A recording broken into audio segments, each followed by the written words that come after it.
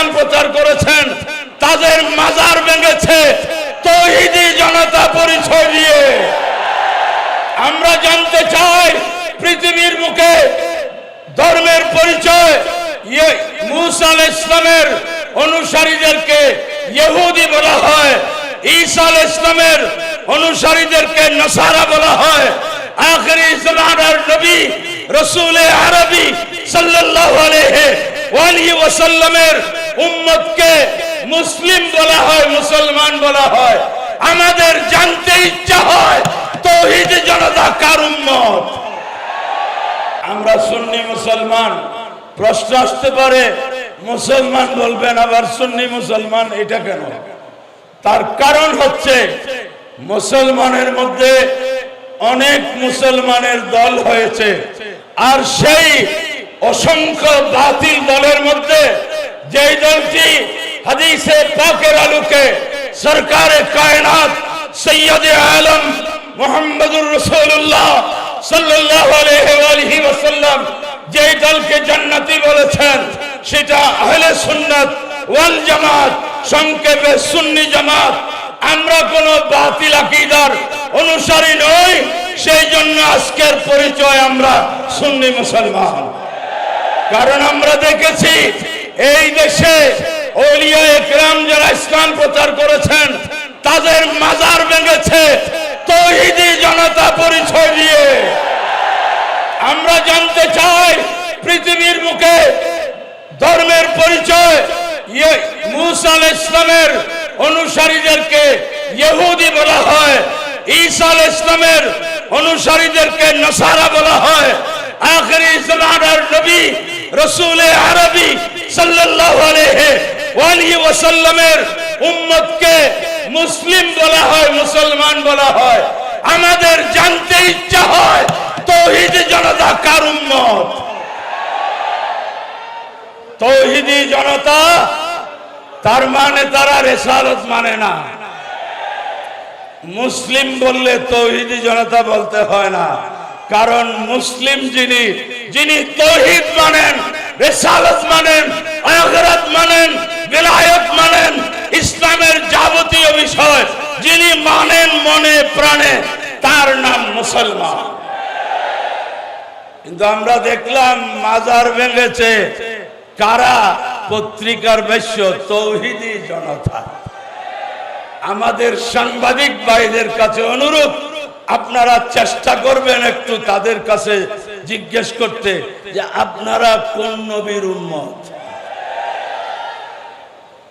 প্রিয় হাজরিন, সুন্নি জনতা বলতে হচ্ছে লক্ষ্য বাতিল থেকে হাত্তা ইয়ামিজাল খাবিসা মিনাত তাইয়্যিব, খবিস নাপাক আর পাক পার্থক্য করার জন্য সুন্নি মুসলমান বলতে হচ্ছে।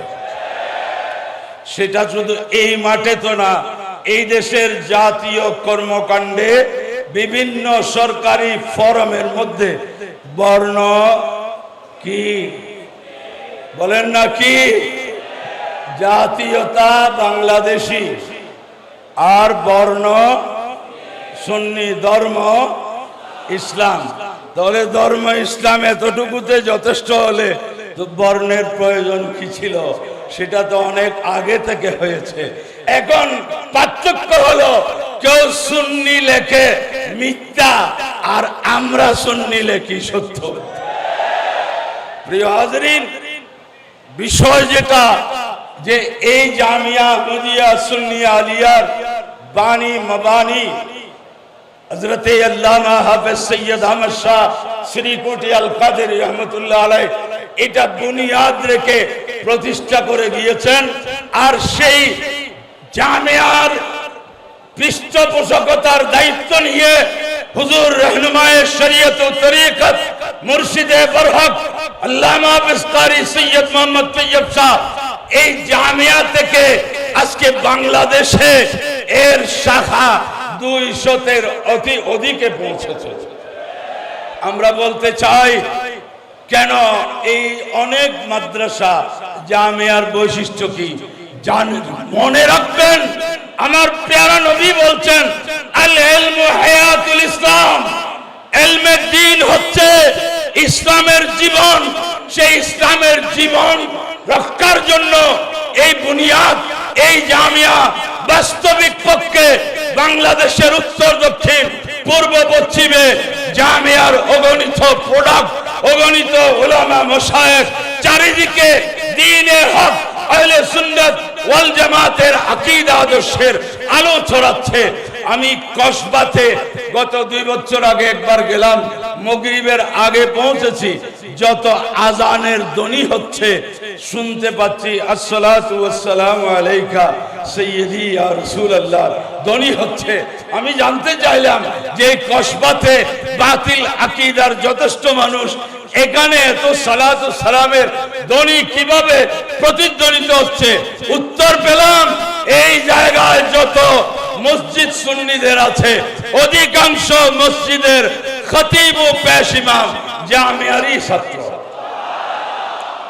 সম্মানিত হাজিরিন, আজকে বাংলাদেশে আমি আজকে বলবো সমস্ত দরবার, সমস্ত আস্তানা, সমস্ত বরহক সুন্নি আকীদায় বিশ্বাসী সিলসিলায় যারা আছেন তাদের দায়িত্ব হচ্ছে ইলমে দ্বীনের এই প্রতিষ্ঠানগুলোকে শক্তিশালী করা।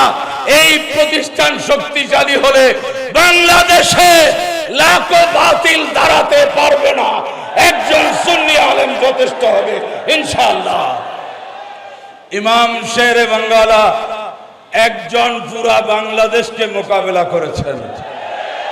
এত বিশাল প্রতিষ্ঠান তৈরি করতে হয়, কোথা থেকে একজন শেরে বাঙ্গালা তৈরি হয়? কোথা থেকে একজন ইমামে আহমদ রাজা উঠে আসে? কোথা থেকে একজন সদরুল আবাজিল উঠে আসেন? কোথা থেকে এই বরেণ্য আলেমরা উঠে দ্বীনকে হেফাজত করবে? আল ইলমু হায়াতুল ইসলাম, এটি প্রত্যেকটা দরবারকে উপলব্ধি করা দরকার। আজকে রাজধানীর বুকে আমার জানা মতে 50-এর অধিক খানকা আছে।